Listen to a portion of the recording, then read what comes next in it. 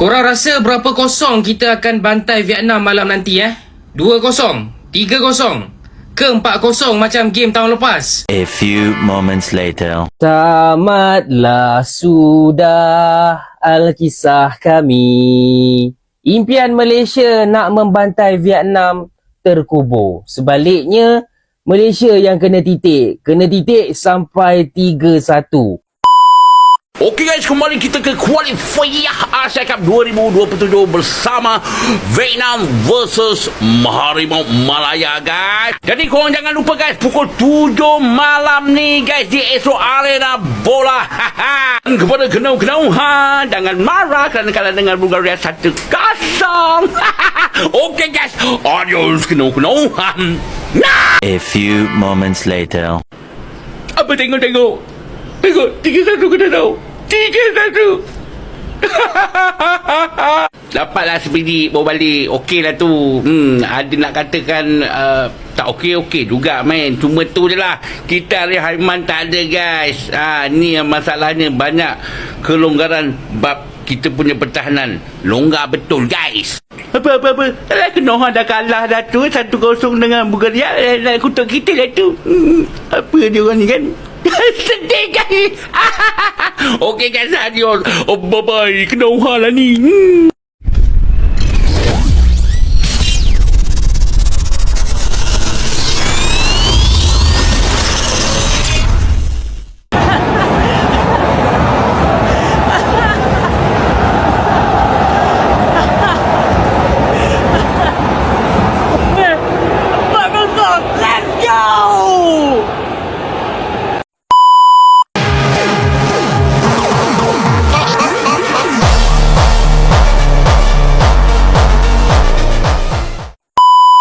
Sebelum pertandingan dimulai, suasana sudah panas. Bukan karena rivalitas semata, tapi karena satu hal yang cukup menarik perhatian.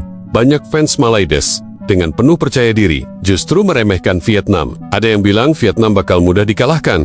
Ada yang yakin Malaides lebih siap. Bahkan, ada yang sudah merasa satu kaki di Piala Asia 2027. Masalahnya, sepak bola tidak dimainkan di kolom komentar. Dan malam itu, kenyataan berbicara sangat keras. Malaides bukan hanya kalah dari Vietnam. Mereka dipermalukan dengan skor 3-1. Sejak menit awal, Vietnam langsung menunjukkan siapa yang benar-benar siap. Gol cepat mereka seperti tamparan keras. Bagi semua yang sebelumnya terlalu percaya diri, bukannya bangkit, Malaides justru terlihat goyah. Lini belakang berantakan, koordinasi tidak jelas, dan serangan yang dibangun seperti kehilangan arah. Sementara Vietnam tenang, rapi, dan kejam. 2 gol tambahan mereka bukan kebetulan, tapi hasil dari permainan yang jauh lebih matang. Dan ketika Malaides akhirnya mencetak 1 gol lewat penalti di akhir laga, rasanya itu bukan kebangkitan. Lebih seperti gol penghibur di tengah kenyataan yang sudah tidak bisa diubah. Ini bukan sekadar kekalahan, ini adalah momen di mana semua omongan sebelum pertandingan runtuh dalam 90 menit. Yang sebelumnya meremehkan, justru harus melihat timnya sendiri tidak berdaya. Yang sebelumnya yakin menang, justru harus menerima kenyataan pahit, gagal lolos ke Piala Asia.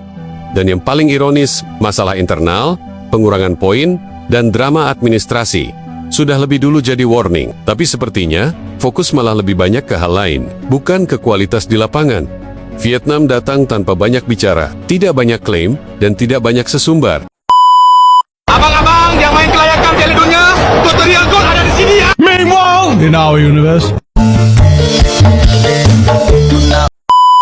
Malaysia tampil gagah perkasa di babak kualifikasi Piala Asia 2027. Di partai terakhir, ketemu Vietnam. Ya, Vietnam biarpun menang 3-1 lawan Malaysia tadi, tapi Vietnam nggak bisa ngejar poin Malaysia. Ya, Vietnam poinnya 18 doang, Malaysia dong 9. Dan Vietnam harus merelakan tiket gagal lolos ke Piala Asia 2027 direbut sama Malaysia. Nanti pas Piala Asia tahun depan, bulan Januari Februari, ini Malaysia bakal nontonin timnas Indonesia main di Piala Asia, dan Indonesia nontonin Upin Ipin. Maka berakhirlah perjalanan kita ke Piala Asia. Malaysia kalah 3-1 kepada Vietnam. Apa benda ni weh? Tak tahulah apa lagi yang nak dikatakan. Sebagai fans, kita mengharapkan jalan cerita yang lebih manis. Perbezaan Vietnam dengan Malaysia hari ini, mereka lagi klinikal dan lebih teratur transition dari serangan kepada defense. Sebenarnya Harimau Melaya memulakan game dengan bagus dan mencipta seingat abang 3 peluang yang boleh menghasilkan gol. Malangnya kita tak cukup klinikal. Walaupun Vietnam menjaringkan gol pertama dari sepakan penjuru yang cantik, kita masih lagi boleh fight untuk comeback. Masuk second half, 2 kesilapan hilang bola di kawasan tengah dengan mudah memberi back-to-back gol kepada Vietnam dan dari situ memang susah lah untuk kita. Tapi abang tetap nak bagi kredit kepada beberapa pemain Harimau Melaya. Faizal Halim, respect bro. Dialah satu-satunya sumber serangan utama kita dari minit pertama. Shihan, world class save untuk percubaan awal Vietnam. Stuart Wilkin, satu midfield kita yang sentiasa cuba drive bola ke depan. Dan Quinton Cheng, what a player lah. Sejujurnya patut start game ini. Sedih memang sedih lah, tapi tak kisahlah. Menang ke kalah ke, Harimau Melaya tetap terbaik. Kita sentiasa di belakang korang demi lencana di dada. Ya, ada satu cerita ni tadi masa aku tengok Malaysia lawan Vietnam dekat mama aku tu. Masa aku tengah tengok tu, aku dengan kawan aku diam tengah makan kan. Lapar tengah makan sambil tengok bola. Lepas tu tiba-tiba adalah seorang pakcik ni kat sebelah meja lah. Dia cerita dengan kawan dia pasal dia kata Malaysia ni kena bantai, menipu player lah. Vietnam bantai dia sampai 5-0. Kita orang makan lah. Kita orang bukanlah nak tengok bola sangat lah. Sebab pasal kita orang nak makan, sambil-sambil tu ada bola. Kita pun dah lama tak tengok bola Malaysia lawan. Jadi kita tengok lah, kita makan. Lepas tu dia memang kutuk kau lah Malaysia kan. Kata Malaysia ni lah memang macam benci teruk lah. Kita orang diam lah.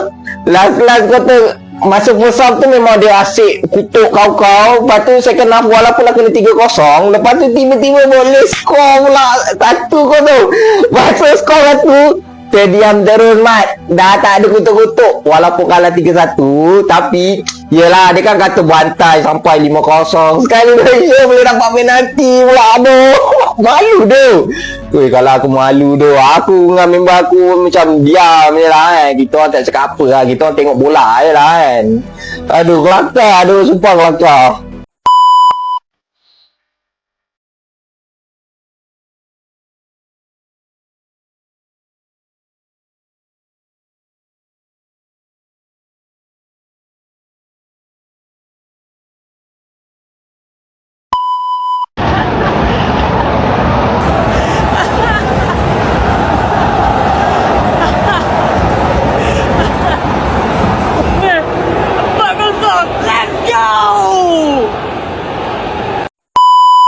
Malam itu, Vietnam tidak cuma menang, mereka seperti mengingatkan satu hal sederhana, bahwa di sepak bola, yang menentukan bukan seberapa keras kamu bicara, tapi seberapa siap kamu bermain. Dan Malaides mungkin harus mulai belajar, bahwa meremehkan lawan, seringkali jadi awal dari rasa malu yang lebih besar.